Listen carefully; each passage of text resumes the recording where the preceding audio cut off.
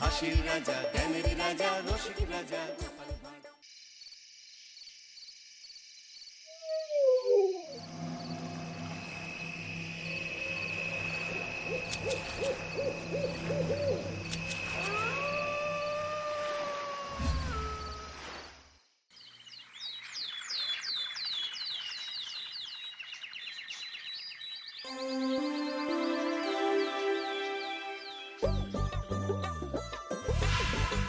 দূর দূর, হঠাৎ করে কেন যে এত চুল ঝরছে বুঝতেই পারছি না।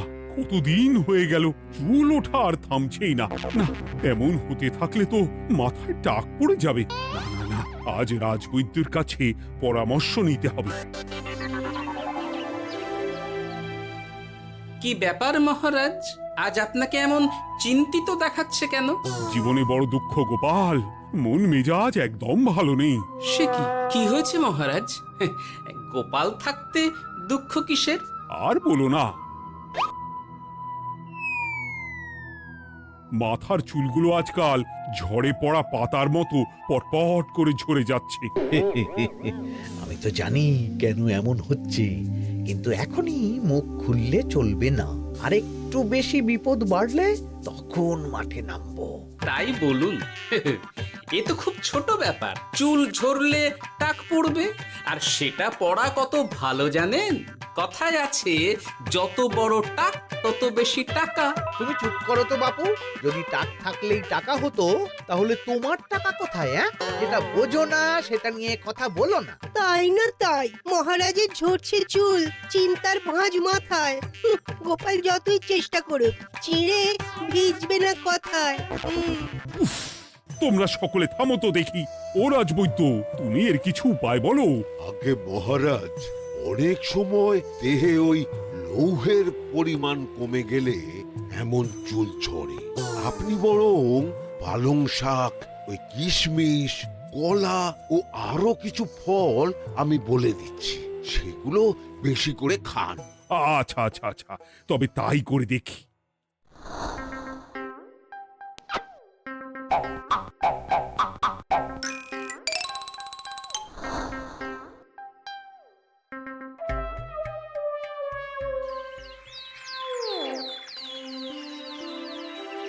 ও রাজবৈদ্য, তোমার কথা মতো শাক পাতা ফলমূল সবই তো খেলাম, চুল ঝরা বন্ধ তো হলোই না।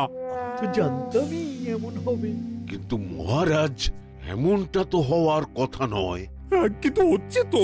আরে আমার সাধে চুল, কোথায় চলে গেলি সব? এর জন্য তুমি দায়ী। তুমি এর জন্য শাস্তি পাবে বৈদ্য। আমাকে আমাকে ক্ষমা করে দিন মহারাজ। এমনটা হবে এ তো আমি ভাবতেই পারিনি। কিছু মনে করবেন না মহারাজ, ছোট মুখে বড় কথা বলছি। কিন্তু সত্যি এখানে রাজবৈদ্যর কোনো দোষ নেই। ওকে শাস্তি দেওয়াটা ঠিক হবে না মহারাজ। দেখেছেন মহারাজ, গোপালের সাহসটা দেখেছেন? আপনার মুখের উপর কথা বলছে। তা বলি, তুমি যখন এতই বোঝো, তাহলে নিজেই একটা আস্ত লোহা খেয়ে দেখো না, তোমার মাথায় চুল গজাচ্ছে কিনা। ঠিকই আছে, এসব মূর্খের মতো কথা কেবল আপনার থেকেই আশা করা যায় মন্ত্রী মশাই। মহারাজ, আপনি বিচক্ষণ মানুষ। আমার শুধু অনুরোধ, আরেকবার ভেবে দেখবেন। ঠিক আছে, রাজবৈদ্যকে আমি শাস্তি দেব না, কিন্তু সকলের জন্য আমার একটা ঘোষণা আছে। কি ঘোষণা? আমার এই কঠিন সমস্যা যে দূর করে দিতে পারবে, তাকে আমি বিশেষ পুরস্কারে ভূষিত করব। এই তো পেয়েছি। এই সুযোগ কোনোভাবেই হাতছাড়া করা চলবে না। এবারের সমস্যাটা সত্যি বেশ কঠিন। কি করলে যে মহারাজের চুল পড়া বন্ধ হবে সেই উপায় মাথাতেই আসছে না। হঠাৎ করে কেন যে এমন হলো কে জানে।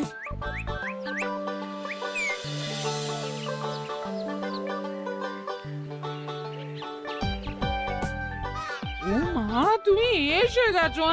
একটু বসো, আমি তেলটা মেখেই হাত ধুয়ে খাবারটা বাড়ছি। হ্যাঁ, সে ঠিক আছে, কিন্তু তুমি কিসের তেল মাখছো এটা? কি আবার মাথার চুলের তেল? এখানেও চুল, ওদিকে মহারাজেরও চুল ঝরে পড়া নিয়ে আমরা সবাই হিমশিম খাচ্ছি গিন্নি। আরে, মহারাজের অত সুন্দর কালো চুলগুলো ঝরে যাচ্ছে, এ তো ভারী দুঃখের কথা। সে আর বলতে। ওই জন্যই তো আমি বাবা মাথায় এই জড়িবুটি তেল মাখি, এতে চুলের গোড়া শক্ত করে, চুলকে ভালো রাখে, নতুন চুল গজায় সব। হ্যাঁ কি কি বললে? নতুন চুলও গজায়? সত্যি? হ্যাঁ, বাহ, তাহলে আর চিন্তা কি? আমাকে এই তেলটা একটু দিতে পারবে গিন্নি? মহারাজকে দিয়ে আসি। উনি বলেছেন যে ওনার সমস্যা দূর করতে পারবে তাকে উনি পুরস্কার দেবেন। ওমা, এই তাই নাকি? এ তো দারুণ ব্যাপার গো। নাও নাও নাও, তেলখানা নিয়ে মহারাজকে কাল দিয়ে এসো তাহলে। আর জানিয়ে দিও, দিনে 2 বার কিন্তু তেল মাখতেই হবে। হ্যাঁ, আচ্ছা, ঠিক আছে।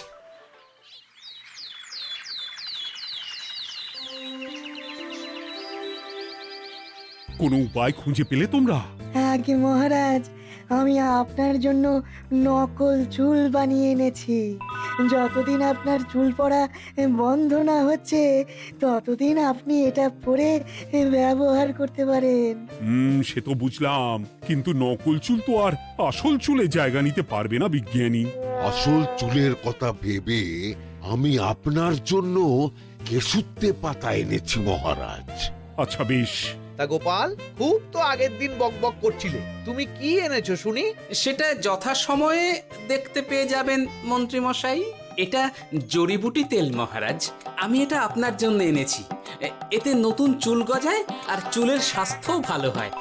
আমার গিন্নিও ব্যবহার করে এটি, তবে দিনে 2 বার করে মাখতে হবে, তাহলেই ভালো ফল পাবেন মহারাজ। বাবা, তাহলে তুমি কেন মাখো না? আচ্ছা, আপনার সমস্যাটা ঠিক কোথায় বলুন তো মন্ত্রী মশাই? মহারাজের জন্য কিছু আনলেও কথা শোনান, না আনলেও কথা শোনান। সত্যি তো মন্ত্রী, কেন তুমি সব সময় গোপালের পিছনে পড়ে থাকো বলো তো? এরা তো তাও সবাই কিছু না কিছু আমার কথা চিন্তা করে এনেছে, তুমি তো সেটাও করনি। না, আসলে মহারাজ, আমিও ভাবছিলাম আপনার কথা, কিন্তু থাক, বুঝেছি। আহ, দারুণ। তেলের গন্ধটাও খুব সুন্দর। গোপাল, তোমায় অনেক ধন্যবাদ। আশা করছি ব্যবহার করলে খুব ভালো ফল দেবে। একদম দেবেই মহারাজ। দূর বাবা, ভেবেছিলাম এক, হলো আর এক। কোথা দিয়ে যে গোপালটা মাঝখান দিয়ে এসে নাক গলিয়ে ঢুকে পড়ে, খুব শক্ত পুরস্কার নেওয়ার। দেখাচ্ছি মজা।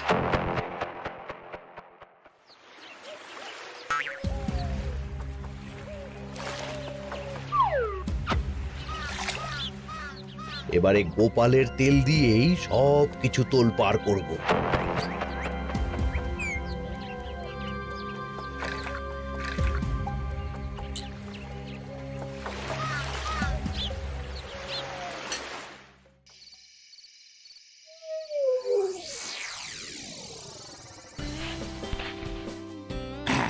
ব্যাস, হয়ে গেল 2 বার মাখা। গোপাল বলেছিল এতেই ভালো ফল পাব, কিন্তু এখন মাখার পর মাথাটা কেমন জ্বালা জ্বালা করছে মনে হচ্ছে। হয়তো নতুন চুল গজাবে বলে এমন হচ্ছে। কাল সকালে বোঝা যাবে। এতক্ষণে বোধহয় ছোট ছোট চুল গজিয়েই গেছে। কি এটা চুল গজানোর তেল ছিল নাকি পড়ে যাওয়ার? হে ভগবান, যেটুকু বাকি ছিল সেটাও ঝরে পড়ে টাক পড়েই গেল। হ্যাঁ, গোপালই হলো যত নষ্টের গোড়া। আজ আসুক সভায়।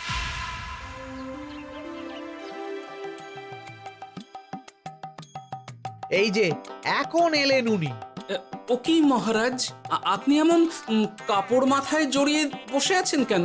তুমি আর এমন প্রশ্ন জিজ্ঞাসা করো না গোপাল, তোমার দয়াতেই মহারাজের এমন অবস্থা। মানে? মানেটা আমি তোমায় দেখাচ্ছি, দাঁড়াও। এই যে গোপালের দেওয়া তেল মেখেই আমার এমন হয়েছে, আর তার জন্য আমি তোমাকে কোনোদিনও ক্ষমা করব না গোপাল। বিশ্বাস করুন মহারাজ, আমার গিন্নিও মাখে এই তেল, কিন্তু এমন কিছু তো এখনো পর্যন্ত ঘটেনি। আমি আর কিচ্ছু শুনতে চাই না। আমার মাথা ভর্তি চুল আমি ফেরত চাই। যতদিন না আমার মাথার সব চুল ফিরে আসছে ততদিন আমি তোমার মুখও দেখতে চাই না। মহারাজ, আপনার কোনো চিন্তা নেই, আমি তো আছি। এবার এই সমস্যার একটা সমাধান আমি করেই ছাড়বো। কি ব্যাপার, মন্ত্রী মশাই এত লাফাচ্ছে কেন? এসবের পেছনে আবার ওনার হাত নেই তো? না, ব্যাপারটা পরে দেখতে হচ্ছে।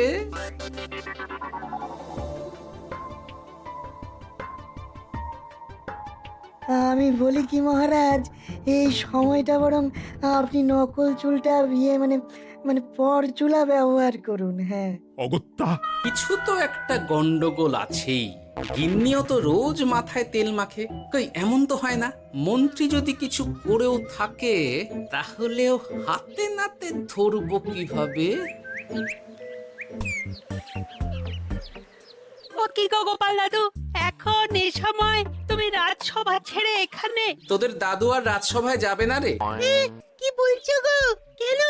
আর কেন, বিনা দোষে এমন শাস্তি। তোমায় শাস্তি দিয়েছে? তুমি শুধু বলো কে তোমার সাথে কি করেছে, বাকিটা আমরা বুঝে নিচ্ছি। আচ্ছা বলছি, কৃষ্ণনগরের মন্ত্রী মশাইয়ের বাড়িটা কোন দিকে একটু বলতে পারবেন? কৃষ্ণনগরে নতুন নাকি? আগে তো আপনাকে কখনো দেখেছি বলে মনে পড়ছে না। হ্যাঁ, আমি এখানে থাকি না, আমি এখানে আমার কাজে এসেছি, তাই মন্ত্রী মশাইয়ের বাড়ির ঠিকানাটা যদি একটু বলে দেন। নিশ্চয়ই, এ পথ দিয়ে সোজা চলে যান, তারপর কিছুটা ডান দিকে গেলেই পেয়ে যাবেন। আচ্ছা, অনেক ধন্যবাদ।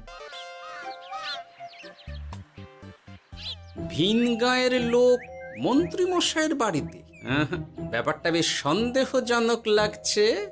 এই এই গুলটে ন্যাপলা, তোরা তোরা দুজন একটু আড়াল থেকে দেখতো লোকটা মন্ত্রী মশাইয়ের বাড়িতে ঠিক কি জন্য এসেছে, তারপর আমায় খবর দিস। ঠিক আছে গোপাল দাদু। তোমার আবার এখানে আসার কি দরকার ছিল? আমি তো বলেছি যে আমি ঠিক গিয়ে তোমার পাওনা গন্ডা মিটিয়ে দেবো। মিটিয়ে দেবে? কতদিন হয়ে গেছে জানেন? দেখো, হয় আমার কীটনাশক আর সার সব ফিরিয়ে দিন, নয়তো আমার জিনিসের দাম মিটিয়ে দিন। কীটনাশক, সার আর কি করে ফেরত দেবো বলো? ও তো সব পুকুরের জলে মিশে গেছে। ওসব আমি জানি না, আমার পাওনা গন্ডা মিটিয়ে দিন, ব্যাস। চল চল, এখনই তাহলে গোপাল দাদুকে গিয়ে সব জানাই। হ্যাঁ, চল চল। দাদু, ও গোপাল দাদু, তোরা এসে গেছিস? আয় আয় আয় আয় আয়। মন্ত্রী মশাইয়ের মুখ থেকে অনেক খবর পেলাম। তাই নাকি? কি শুনি? মন্ত্রী মশাই ওই লোকটার কাছ থেকে অনেক কীটনাশক সার নিয়েছে, কিন্তু এখনো জিনিসের দাম মেটায়নি। হ্যাঁ, ওই জন্যই তো মন্ত্রী মশাইয়ের উপর লোকটা খুব রেগেছিল, হুমকিও দিয়েছে এক সপ্তাহের মধ্যে জিনিসের দাম সব মিটিয়ে দিতে হবে। তাই নাকি? কিন্তু কীটনাশক সার নিয়ে মন্ত্রী মশাই কি করবে? সেটা তো বলতে পারবো না দাদু, তবে হ্যাঁ, মন্ত্রী মশাই ওই লোকটাকে বলছিল যে ওই সব কীটনাশক সার পুকুরের জলে মিশে গেছে। কি বললি? পুকুরের জলে? আচ্ছা, এবার দুয়ে দুয়ে চার করা গেল। অনেক ধন্যবাদ রে তোদের। বল বল, তোরা কি খাবি? কিচ্ছু লাগবে না গোপাল দাদু, তবে ভোলা বয়ের আর মিষ্টি খাওয়ালে। আচ্ছা আচ্ছা। কি করে যে মহারাজকে আসল ব্যাপারটা বোঝাই, কিছু তো একটা উপায় বের করতেই হবে। তা বলি বাবা, রাজসভায় যেতে হবে না বলে কি সারাদিন এইভাবেই শয়নে শয়নে দিন কাটাবেন বাবা? হ্যাঁ, উপায় পেয়ে গেছি।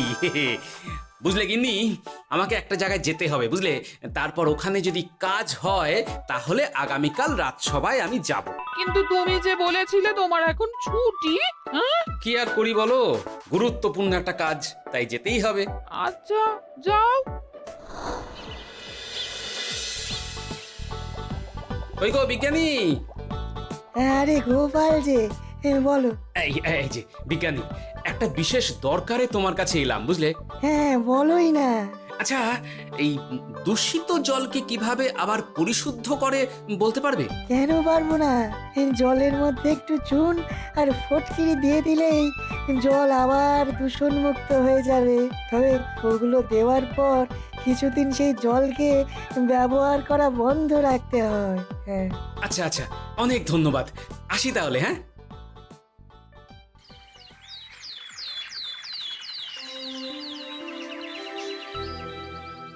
ছায়া পড়েছে, ছায়া পড়েছে। আমি বেশ বুঝতে পারছি তার ছায়া পড়েছে এখানে। কার ছায়া পড়েছে? আজকাল তোর মাথা থেকে অনেক চুল ঝরে পড়ছে, তাই না? আগে হ্যাঁ সাধু বাবা, আপনি একদম ঠিক কথা বলেছেন। ও বাবা, এই আবার কোথা থেকে উদয় হলো? আরে আমি একা গিয়ে সেই স্নানের পুকুর পরিদর্শন করতে চাই। যথা আজ্ঞা বাবা।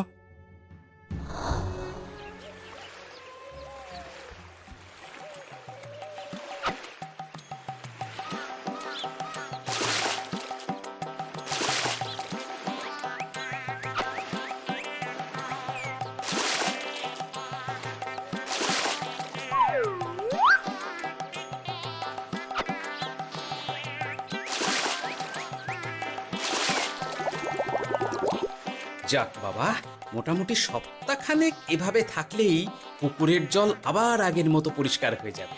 এবার শুধু মহারাজকে একটু বুঝিয়ে বললেই হয়ে যাবে।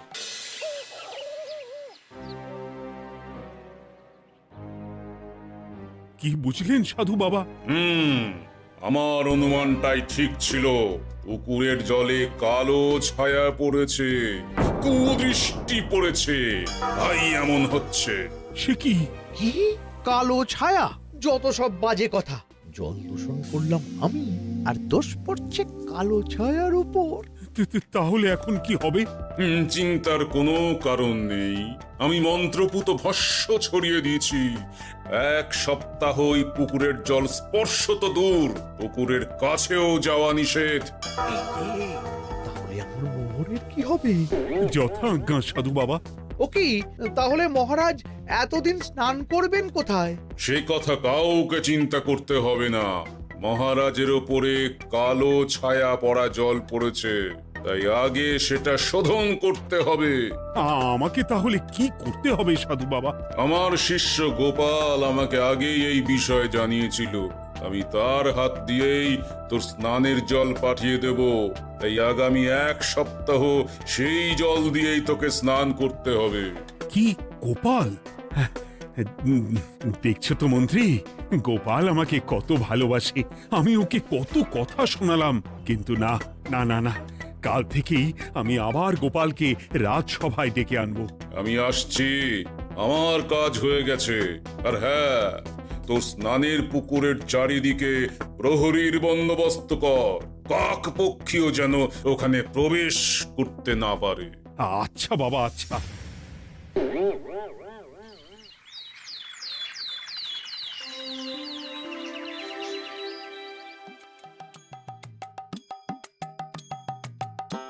গোপাল, তোমাকে আবার এখানে দেখতে পেয়ে আমার খুব ভালো লাগছে। তোমার গুরুদেব গতকাল এসেছিলেন, কিছু মনে করো না। না বুঝেই তোমাকে অনেক কথা শুনিয়েছি। না মহারাজ, আমি জানি আপনি আমাকে খুব ভালোবাসেন, তাই আমি কিছু মনে করিনি মহারাজ। এই নিন, আমি আপনার স্নানের জল এনেছি। হ্যাঁ হ্যাঁ হ্যাঁ, দাও দাও দাও।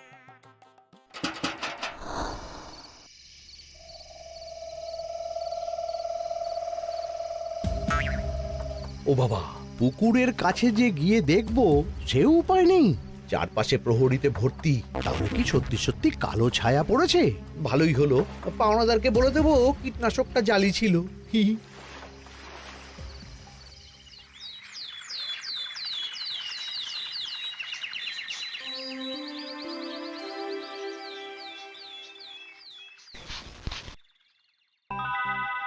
এই তো আমার সেই পুরনো কালো চুলগুলো আবার ফিরে এসেছে। আহা, কি যে আনন্দ হচ্ছে দেখে। আজ 1 সপ্তাহ সম্পূর্ণ হলো। গোপালের জন্য আমার স্নানের পুকুর থেকে কালো ছায়া দূর হয়েছে। আমাকে এই সমস্যা থেকে দূর করার জন্য আমি গোপালকে 100টি মোহর উপহার দিতে চাই। ধন্যবাদ মহারাজ। দূর, আমার আর ভালো লাগে না। সব সময় গোপালই মোহর পায়, এটা তো আমার পাওয়ার কথা ছিল। এদিকে আজকে পাওনাদারও আসবে।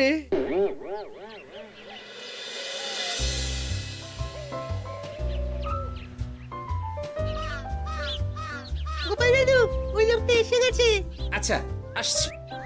এটা তো মন্ত্রীর বাড়ির দিকে রাস্তা। আমরা তাহলে ওদিকে এদিকে কেন যাচ্ছি গোপাল? আপনার পুকুরের আসল রহস্যটা কি সেটা আপনি জানবেন না মহারাজ? মানে নিজের চোখেই দেখুন, তাহলে বুঝতে পারবেন। আর একটু সময় দাও আমায় ভাই, এমনিতেও তোমার কীটনাশক কোনো কাজের নয়। কি এখন এসব কথা? আর একদিনও সময় দিতে পারছি না। একটু বোঝো, একটু। সব আমি মহারাজের পুকুরের জলে মিশিয়ে দিয়েছি। মন্ত্রী, তুমি তাহলে সেই কালো ছায়া? মহারাজ, আপনার পর্দা ফাঁস হয়ে গেছে মন্ত্রী মশাই। তুমি তাহলে সবটা জানতে? একদম প্রথম থেকে। রে, খুব জোর ফেঁসেছি। এদিকে পাওনাদার, ওদিকে মহারাজ, এইখান থেকে কেটে পড়তে হবে। গন্ডগোল করে আবার পালানো হচ্ছে তবে রে। বলো, কেন করেছিলে? মহারাজ, আমি ভেবেছিলাম আপনার সব চুল উঠে গেলে আমি আপনার কাছ থেকে চুল গজানোর ওষুধ দেওয়ার নামে অনেক টাকা লুটবো। কিন্তু সেই ভাবনা ভাবনাই থেকে গেল, সেগুড়ে যে বালি হয়ে গেল। ভাবা যায় চুলের জন্য চুলোচুলি, হ্যাঁ? হাসির রাজা জ্ঞানের রাজা রসিক রাজা গোপাল ভাঁড়।